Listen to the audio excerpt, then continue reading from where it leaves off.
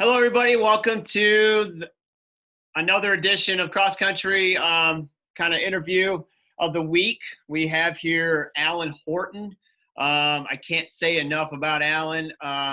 He is one of my dearest best friends. I've known him since early 2000, but not only as a friend, but a training partner, but also a fan of his. As when he's gone through his running career throughout these last 20 plus years. Sounds like a long time, doesn't it, Alan? So I recall him in his early days when he was in high school, and as a fan, watched him develop into a superior athlete in the local and national ranks. And we'll kind of dive into his resume here in just a minute. But real quick, for all Knoxville youth athletic athletes that are doing the summer preseason program, I have sent out an email with the registration. On July 31st, we are going to be doing a fun little end of the program time trial over at Milton Hill Park. This is a low-key event. This is kind of just to kind of get our legs moving a little bit from 2 months of just doing a lot of base work and a lot of tempos and hills. So it's like, what's the time for us to open up a little bit? We're going to make it a distance for the elementary, between 800 meters to 1,000 meters. And for the middle school, we're going to make it roughly around 1.2 to 1.5 miles. We will not, this is, again, a low-key event. Afterwards, we'll have fun. We'll swim, popsicles, celebrate the end of the summer training together. The following 2 weeks will be an online virtual training session. We will still be corresponding with the athletes, but we are going to be making sure we continue to send out the workout plans as you transition into your cross-country coaches leading into the fall. So please make sure to kind of register so that way we can. And this is only for KYA athletes that are doing the preseason summer program. No other athletes is a part of all this. So middle school and elementary only. I just want to make sure we got that clear too. Everybody else that day is more than welcome to come to the site. Thank you, Alan, for your patience there. I had to kind of send that out before we got going, but welcome, Alan. I appreciate to have you on. He's at work right now currently, so we appreciate his time, taking the time out of his day to kind of talk about, and give us some perspective when he was an athlete. And one of the main reasons why we have Alan on here is, one, his hard work ethic, great guy, but hard work ethic throughout his entire athletic career. I kind of want to paint this picture real quick here and what kind of a pro athlete he was. 2017, he was Olympic distance world championship in seventh overall in his age group in the triathlon, overall age group winner in Chattanooga half Ironman. Now he got into the triathlons and the Ironmans a little bit later in his career. He also, in 2019 and 2017, was top 3 USA age group champion. So he's competing at a national level in the tri world. He didn't transition to that until about 2014 range. Is that around right? 2013, 14 is when you made your kind of full transition?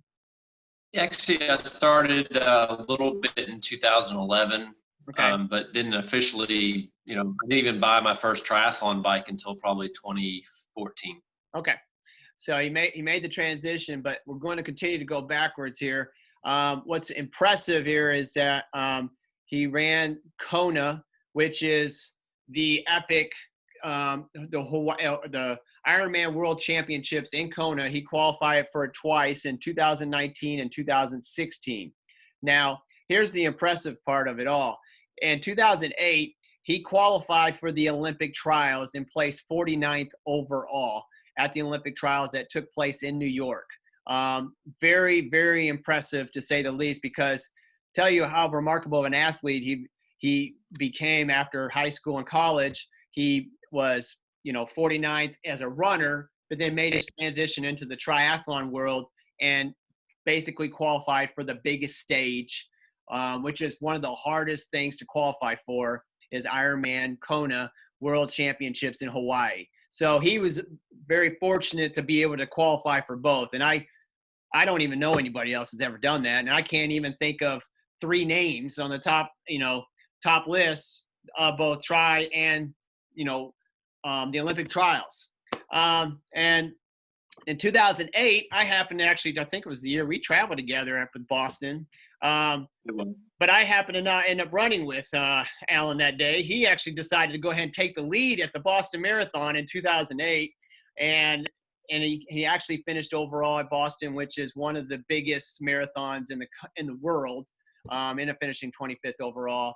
Very impressive. He had the lead for the first little bit of that race, and it was impressive to see the big red jersey up there, because we were teammates together. But it was nice to see Runner's Market singlet and local guy leading the biggest world stage race and still end up finishing very respectable. I mean, beyond means, and top 25.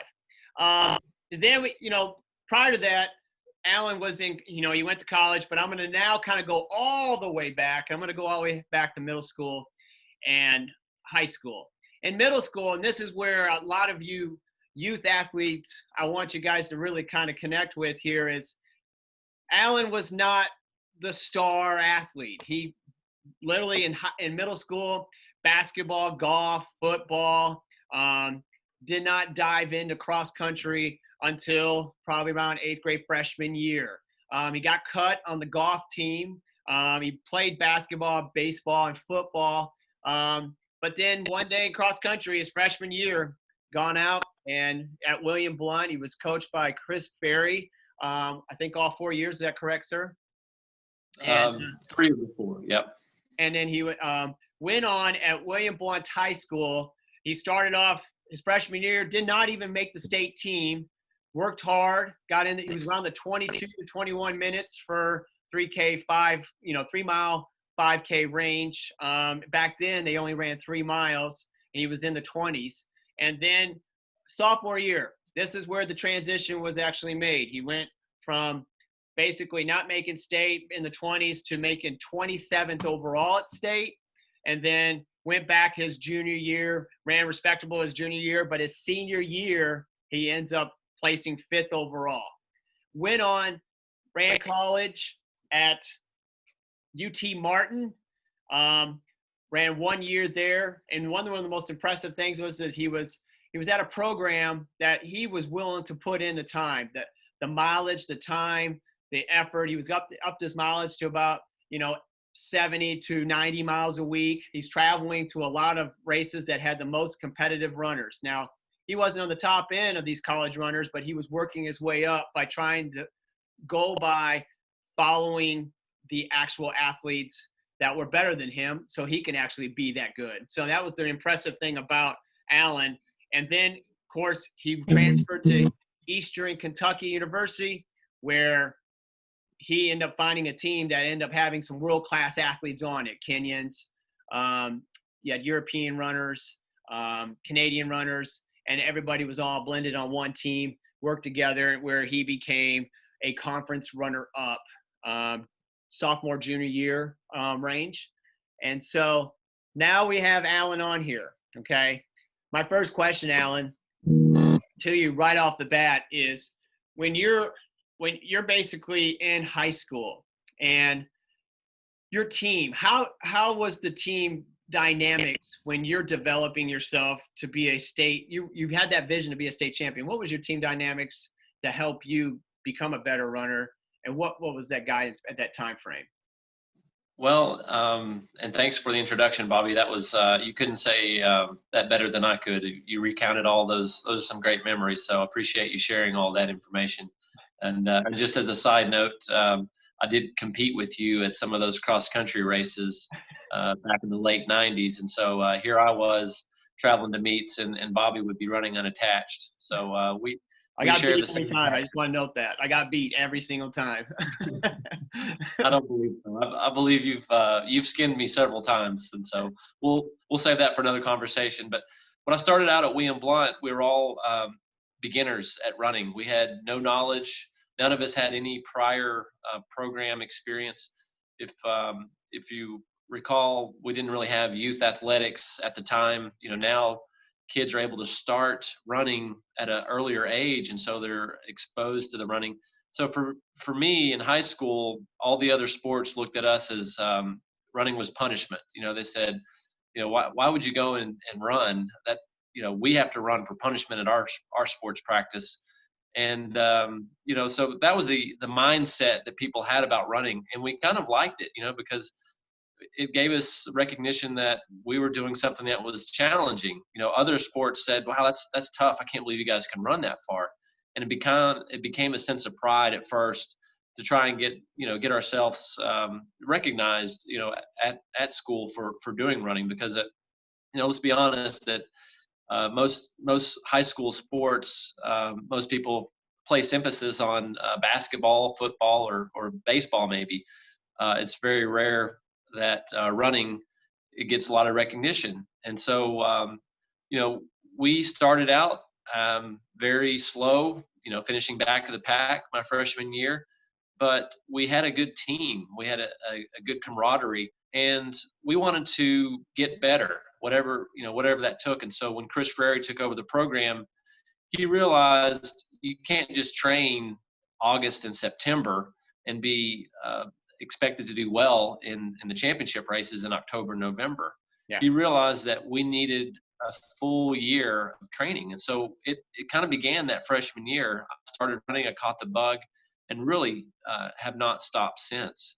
And so we all knew that it took progress to get to that end goal. And there's nothing more about running that I love, that you get out of what you put into it.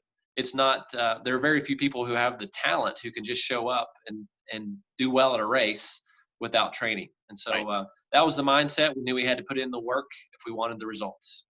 So your team is basically going from, a rebuilding or even building period. And all of a sudden they buy in, and they buy in to trust your coach, and you guys start bonding together. What was it like? What was some of the key moments that Coach Frary would actually kind of point out that kind of made that twist and turn towards like your midsummer going into the actual cross country season? Honestly, it was a balance of fun and work. I mean, we knew that there were certain workouts that we could, goof off and have fun. Yeah. And then there were times when we had to get down to business, Right. and we took those days to the full extent. I mean, the days that we're having fun, we're playing ultimate frisbee or hacky sack or sharks and minnows. And there was a certain amount of running you had to do, because not every day you can't do the exact same thing with running every day. Some days you've got to have an easy day and recover, and then some days you got to have those hard days. And we knew that we would have to build up to those hard days, and it took some time. But right. he also stressed the importance of that base mileage that we needed to get in order to get to that, those harder days. If look at a pyramid, if you will, you've got to start with that base of the pyramid before you can start building that next phase. Right. And so we always had that mentality, and I think we went in with a balanced approach. We never took ourselves too seriously, but we were a very, very competitive group, and so I think he knew that if he gave us the right tools, that we would utilize it in a way that would be beneficial. So you guys qualified as a team, correct? We did. It wasn't until my junior and senior year we qualified for state, which was pretty challenging in that region. Farragut, West, and Oak Ridge were pretty strong powerhouses in running. And so I think when William Blount came along, I think a lot of people were very surprised that we were on the main stage. And not only did we make it to state, but we were the top team in our region my senior year. Oh, wow. And in this region, to kind of paint the picture here is at the time frame, it is probably one of the toughest regions with Oak Ridge, Farragut. Carnes was even starting to make some noise from time to time.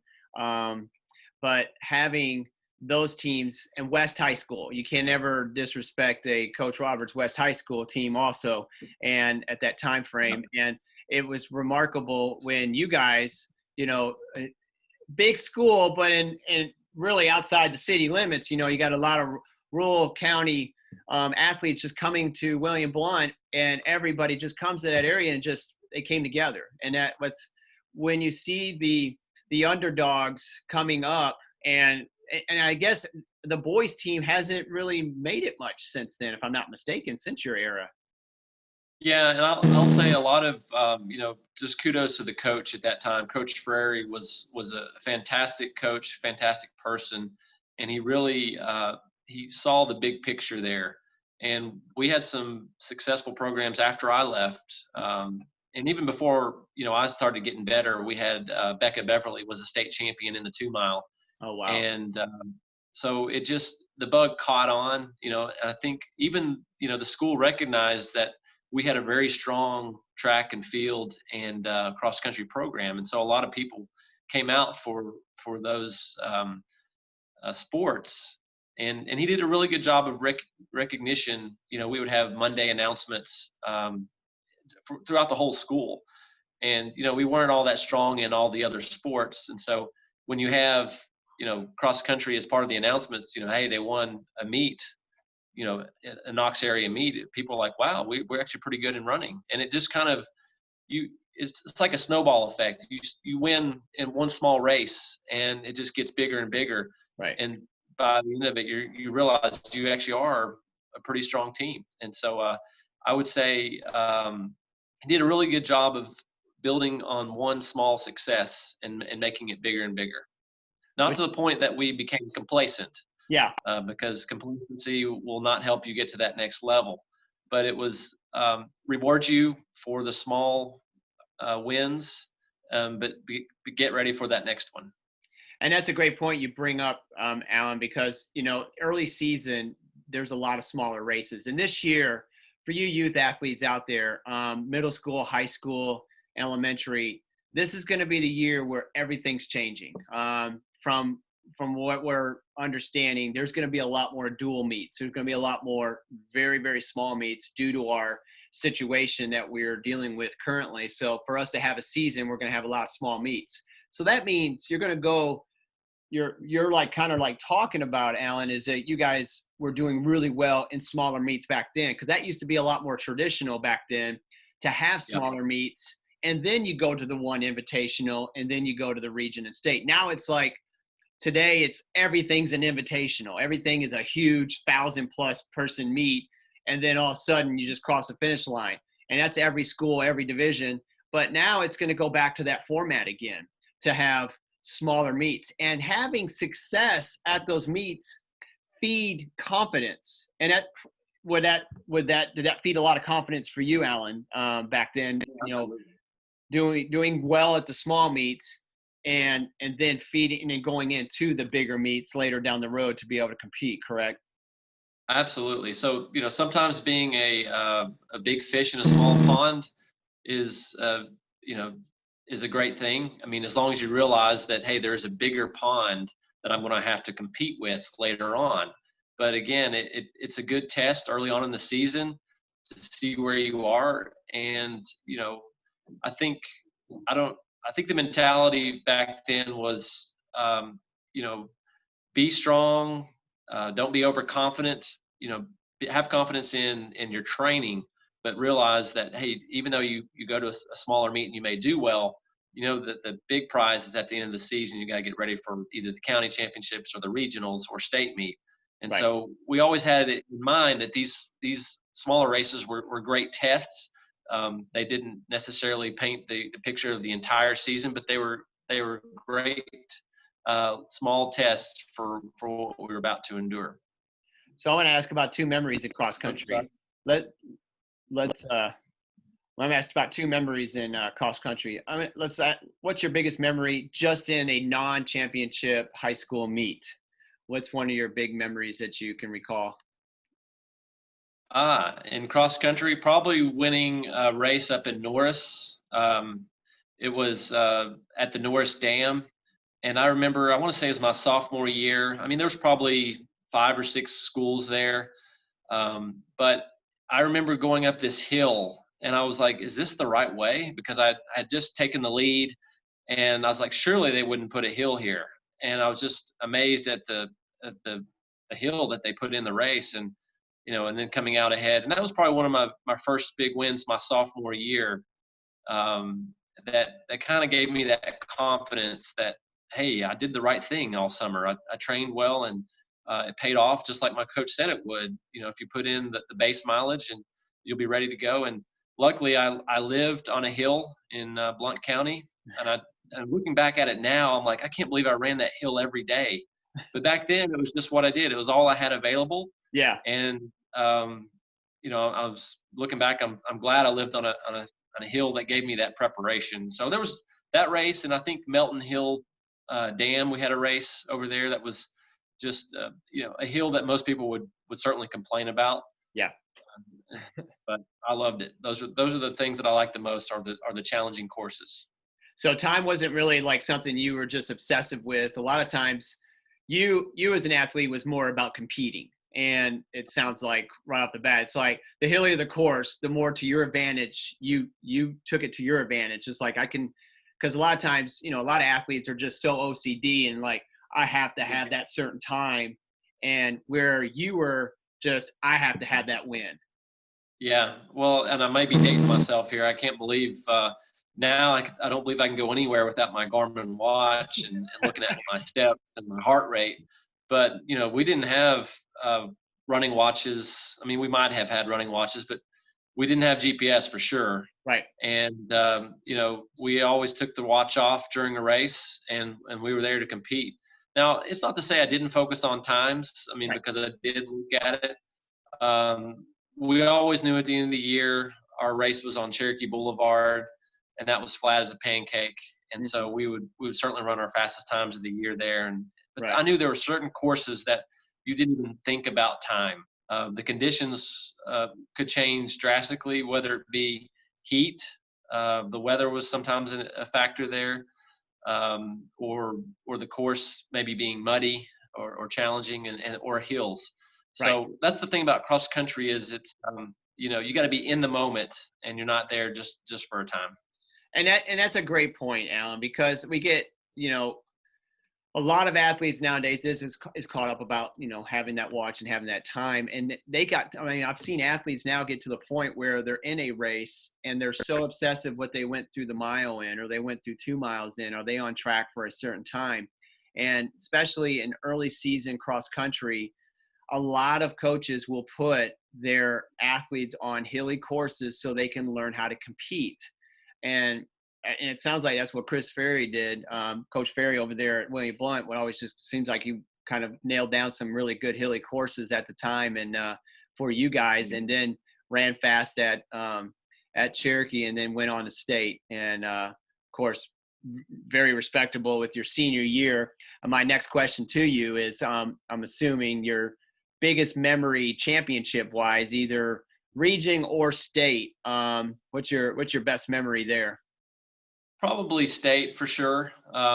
Just because, I was a very competitive athlete. I can remember writing down, this is before, internet was around, obviously, and I would do my research, but I remember writing down all the names, probably the top 100 finishers at the state meet. And I would kind of vision myself, all right, this guy's a junior, this guy's a senior. I can take that spot, this spot. And I had envisioned, moving up the ranks. So sorry, they're doing some roof work and people are running on top of the roof here. Sorry for the noise. We can't hear it over here. Okay. But I took it very serious, and I thought about it a lot. It was just my passion was to do well there. And I knew all the names of all the athletes across the state. And I knew who I was going to be competing with. Houston High School was very strong at that time. And so was Dobbins Bennett. And so they had several athletes. I want to say Bradley Central also had 2 really good athletes that I was, ready to compete with. And so when it came to that state meet at the horse park in Nashville, I'd run it fortunately 2 years prior. And every year we'd run that in November. It was always a downpour, a deluge of rain, muddy course, and perfect conditions for me because I wasn't a very fast runner. On the track, by means, I was probably more of an average. My mile time, I got it down to 4:33 in high school.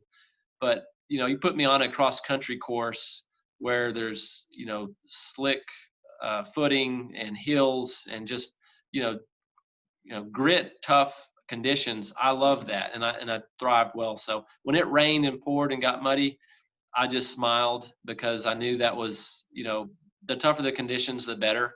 Right. And so that was probably the more memorable race for me. And having some of my friends who had graduated prior, one of my best friends was Jesse Pritchard, and he came to the state meet. He was in college at that time and cheered me on. And so having that team, there to help you do well on your best day was memorable. So. And then having my entire team with me, because we were fighting for a spot in the top. We were hoping for top 3, but there were some stronger teams that year, but we did really well, and I think that's still the best showing that William Blount's had. They may have done pretty well the year after I was there. They had some good athletes too, but that was probably one of the top showings we've ever had at any state function for sports. Wow. And then you make that transition into college. But real quick before I move into college, one thing I've known about you is the OCD running logs. Kind of talk about real quick about how you always wrote down everything you've ever done. I did, and that may be a part of my personality and my character coming out. Looking back, I didn't think anything different than I thought that was what everybody did. But to me, I couldn't go a night, couldn't go to bed without writing down my running experience for the day. And I still have books somewhere on a shelf of all the running logs that I have done, and I could probably go back and even maybe memorize a little bit of that day. Sometimes when you write something down, you remember it well, and then when you go back and read it again, it kind of taps into that memory. And so it's been a long time to go back to looking at those, but they actually helped me quite a bit in the development of my running, because I had a baseline, and I also had a time and a performance that I could see and say, oh, look, this is what I did, and this is the number of mileage. So everything is, in running, fortunately, the good thing, it's trackable. It's something you can follow and trace and map, and it's a metric that you can use. That's also the downside. It's a metric that some people, they get it to their head. And so I would say use it to the point where it's beneficial. If you feel like it's going to put a mental block, then throw it out. I went through that phase. I did really well my sophomore year, but then my junior year, I went through, I'm not sure if it was an injury, but there's also some faster guys that came up the ranks. The injury really threw me down. And then also on top of that, getting third on my team, was kind of a big ego blow. And so I had to regroup myself my junior year. And honestly, I'm grateful for that experience, for getting beaten, because it pushed me harder, more than ever, my senior year, and had one of my best years of running. And so, on that note, when you're doing the runner's logs, they're great because you see not only the good, but you see the bad. Right. And I'm more grateful for those bad experiences that I had, because they became springboards, either the next season or a few years down the road. So, take all those experiences that you get, and use them as an opportunity to grow as a runner. So processing is a very big key, and actually, you write it down and it allowed you to process a lot too, the entire time. And it sounded like it was very beneficial for you to be a student of the sport within yourself. And I find that's what I find fascinating today. It's like we have that technology of being able to upload our garments, and you write a couple of little notes, but it's not like where you're writing it down. And I think I've seen 2 or 3 athletes now, they're still actually writing and running logs. And that's kind of fascinating to see. They're actually still writing, but it's not often that happens anymore. But I like your perspective, Alan, and helps you kind of see a lot of things. And you're, you know, you're approaching the master's rank now in the 40s, or wait, you actually are close to it, or something of that nature. But anyways, point is, you get to go back and reflect on it. And for some of you youth athletes out there, having a log, no matter where you go in the sport, I find you're gonna be our age one day, and you're gonna want to go back and look at, oh, that's what I did. Or, you know, you're going to be by a campfire one day and you're going to get to tell stories, and at least it's going to be pretty accurate stories, you know, and hopefully, and you can go back to your running logs and prove them.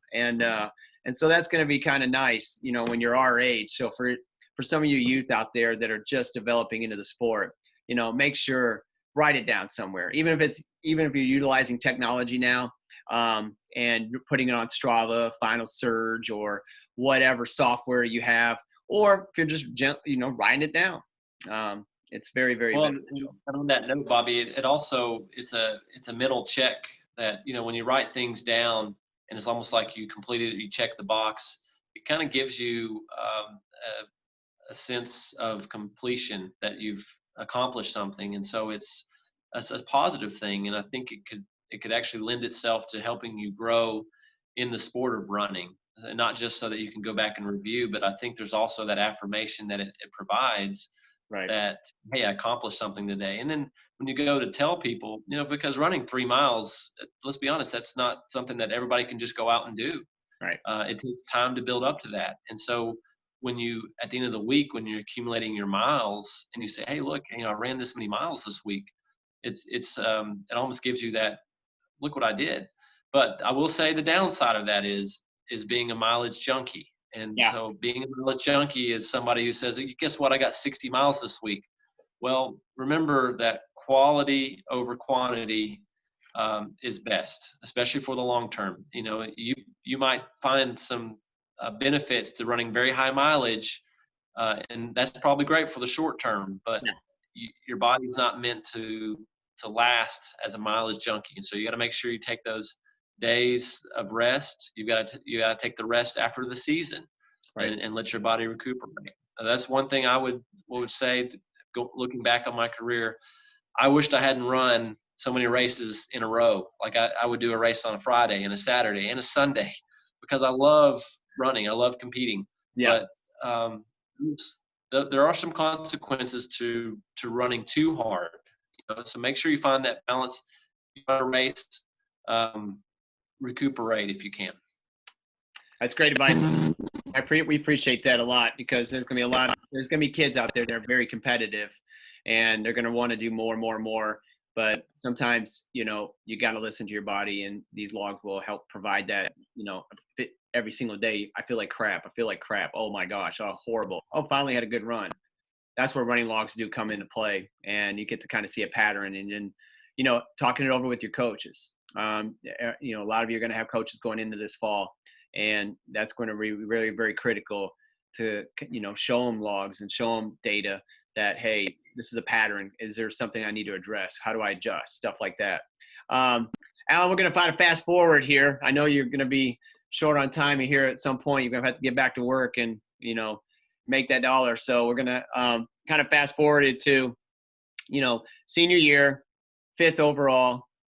Did you ever think in your mind then that I am going to be a national caliber athlete at the Olympic Trials and a Kona? If you did, what were you thinking at the time? If you didn't, when did you make that transition to think it's time to go national? Yeah, no, my next goal just in high school was to try and get a college scholarship. I really longed to run in college and receive a scholarship for it. That was my next goal. I never thought anything about, you know, I knew I wasn't quite the fastest guy on the track. You know, there was obviously 5 other guys faster than me in the state. That was just in AAA, so there might have been, you know, 2 or 3 other fast guys in some of the private division or the AA. So I knew that I wasn't the best at running, and so I didn't feel like I ever had that natural gift. I really did have to work for everything, but I just let it progress naturally. Yeah. Because I think if you think, you know what, I'm going to be a pro athlete tomorrow, and you don't hit that goal, I almost feel like it would ruin my experience to get there. Right. So I allowed it to come to me. Sure, I had dreams and aspirations. Everybody does, and those are great to have because that's where it all starts. But I think at that stage in my life, I was really focused on becoming a college athlete. And after college athletics, I didn't really have any direction. And fortunately, you played a big part in that in keeping my running alive. When you asked me to be on the runners market team, I said, sure, that sounds great. And because I still liked running, but I didn't have any direction. And one thing led to another. You and I talked about trying to qualify for the trials, and we both trained together. Post collegiately. To try and make that trials qualifier. So that was a heck of a training group.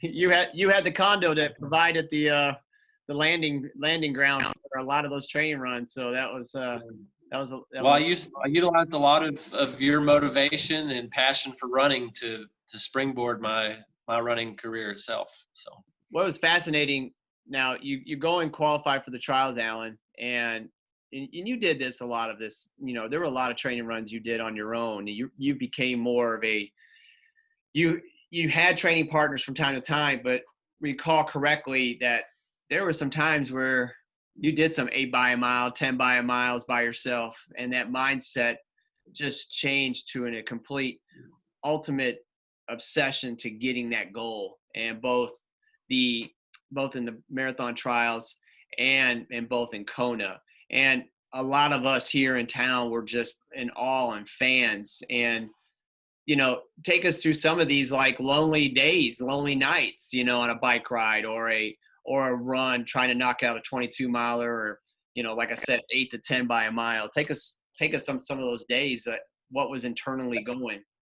Sure. I mean, for one thing, you've got to be comfortable being by yourself. If you're going to be an endurance athlete, and for the high school athletes, I wouldn't advise doing anything longer than, maybe a 15-mile long run at the most. Right.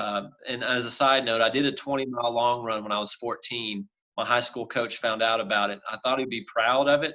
He said, "Don't ever run that far again." I said, "What?" He said, "You're not made to run 20 miles." And so he put me in my place, rightfully so. That's where the coach came in. But later on in my career, late 20s, early 30s, I really enjoyed that time being spent outdoors and pushing the limits and seeing how far I could go. I still have aspirations today. I still want to bike across the state of Tennessee. Will it happen? I don't know. I don't think so because I've got so many other responsibilities in life. But I still have dreams even to this day of doing competitions. It still keeps my inside drive going. Yeah. But I think back then, wanting to see my limits and test my limits was the big driving factor that I could do it. And it required planning. Well, Bobby, you and I sat down and made a season plan of these are the long runs we're going to do. These are the workouts. You joined me on some. I would piggyback with some, Stu Ellington on some of the workouts. As much as I could, I would love to get, other people around because that would help you, help push you to be a better person. But unfortunately, that wasn't always the case. And so I did the runs, a lot of the runs by myself, but the ones on the track where I really had to get the most out of my training, I would try to have someone else there. Right. And I remember several times, Bobby, I think I was doing, maybe a 10 by mile. I would text you and say, hey, this is what I'm doing, just to keep myself accountable because there was not a single soul Tom Black track at like 7 p.m. I'd get off work late and go over there and sometimes I never felt like doing it. I would usually do a mile and I would start saying, you know what, the next one's going to get better, and I would build on it. And then sometimes just texting you would, knowing, oh man, Bobby, if he sees my mile time go from a 5:08 to 5:20, he's going to go, what happened on number 8? So in my mind, I knew that we're all going to bust your chops on the next run. Yep. I mean, that's what I had to use for motivation back then. You know, if I didn't have anyone else, I had to say, okay, I don't want to have to tell somebody that I Right. went, backwards in my mile repeats, that, I got stronger. Because when I was training for that marathon, I knew that if I wanted to hit that qualifier, I couldn't be running, 5:08 and then going to 5:30. I had to be consistent on my mile repeats. And so my mindset was, when you're doing the workout, get stronger and faster each time. And So whatever I needed. for you guys at Yep. home to qualify for the Olympic trials, he had to run 5:22 per Yep. 5:22 per mile to 26.2 miles. So just kind of put that in perspective as you guys are training and doing tempo runs and stuff like that. Just imagine one day your body will have to go for 26.2 miles, 5:22 a mile, to qualify for the trial. So, Alan, we appreciate your time today. Thank you very much, and lot of great advice today. This is some really good stuff, and I My pleasure, definitely Bobby. And yeah, my pleasure. I appreciate you taking the time to interview me. And my last advice for all of those kids out there, and maybe even some parents, it starts small. It starts with a small dream, but make it a habit, and it's like a snowball. Eventually, you'll see some results, and you can build upon it. So don't lose motivation if you have a bad day. That's just part of the experience. Embrace it, and make the most of each opportunity. awesome. Thank you, Alan. We appreciate your time, and this is awesome. We appreciate your advice, and we will be seeing you hopefully maybe on the roads again soon, and out running around Knoxville. You may see him. He's usually in the Bearden area. That's where he kind of lives at. So you'll probably see him up and down the bike trail there from time to time, biking, swimming, running. He won't be swimming down the bike trail, but he'll be running or biking. I hope he's not swimming. It is next to a creek, but that would be a bad day on the weather aspect. But all right, gang, have a great one. Thank you, everyone, and we'll stay tuned for another meeting. Our next interview will be Kathy Wolski in the coming day or so. So we'll be getting that out there. This will be on Mile Split at some point, also through our social media. But look forward to you all in the future. Take care. Thank you. Thanks.